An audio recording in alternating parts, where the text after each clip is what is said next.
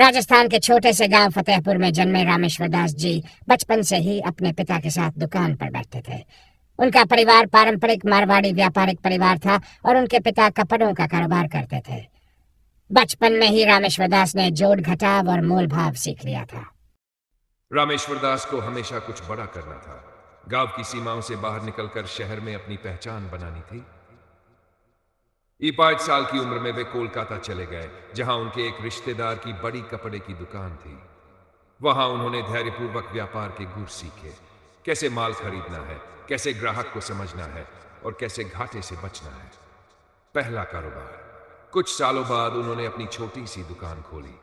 शुरुआत में कारोबार धीमा चला, पर उनकी ईमानदारी और व्यापारिक चतुराई ने ग्राहकों को आकर्षित किया। वे हमेशा गुणवत्ता पर ध्यान देते और ग्राहक की जरूरत समझते। धीरे धीरे उनकी दुकान एक प्रतिष्ठित थोक व्यापार केंद्र बन गई। संकट और संकल्प, लेकिन हर सफर में मुश्किलें आती हैं। एक बार व्यापार में भारी नुकसान हुआ और उन्हें गांव लौटने की नौबत आ गई। पर मारवाड़ी खून में हार मानना नहीं होता।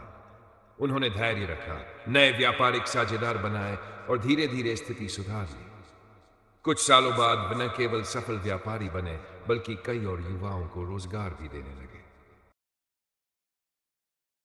अब रामेश्वर दास जी के बेटे और पोते भी व्यापार में आ चुके हैं, लेकिन उन्होंने आधुनिक तकनीक को अपनाकर बिजनेस को ऑनलाइन भी कर दिया है।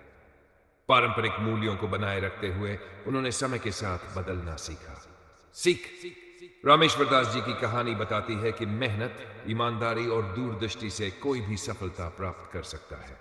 मारवाड़ी व्यापारियों की सबसे बड़ी ताकत होती है उनकी धैर्यशीलता और नवाचार को अपनाने की क्षमता।